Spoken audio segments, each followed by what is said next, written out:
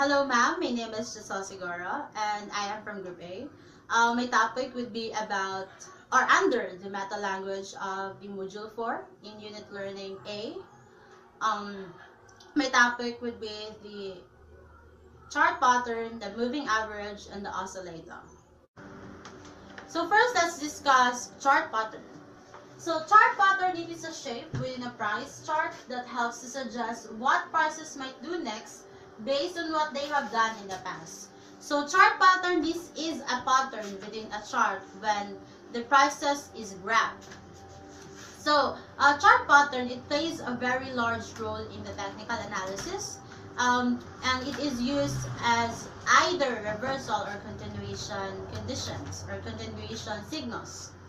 And there are three main types of chart pattern in the technical analysis that is used in the technical analysis rather. So first is the traditional chart pattern, which it is a common pattern that has been introduced for more than 100 years. The example could be the double top reversal or the double bottom reversal, and there's a lot more.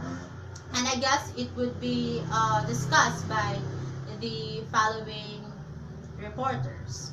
So the next type of chart pattern would be the harmonic pattern. This is the one that have geometric price pattern by using the Fibonacci numbers to define the precise turning periods. And the last type of chart pattern would be the candlestick pattern, which is this is a movement of the prices that is shown graphically in the candlestick chart.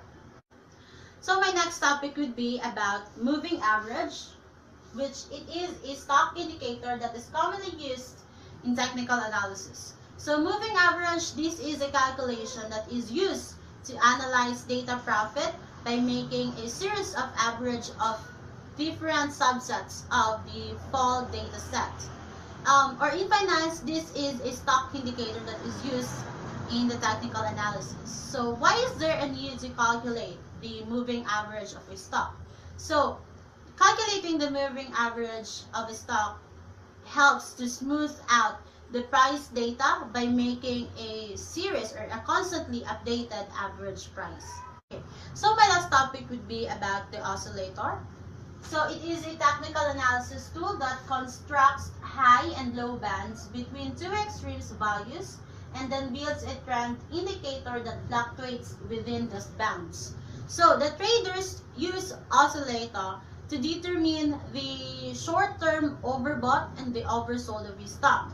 So when the value of a oscillator reaches the upper extreme level, it does mean that the stock is overbought.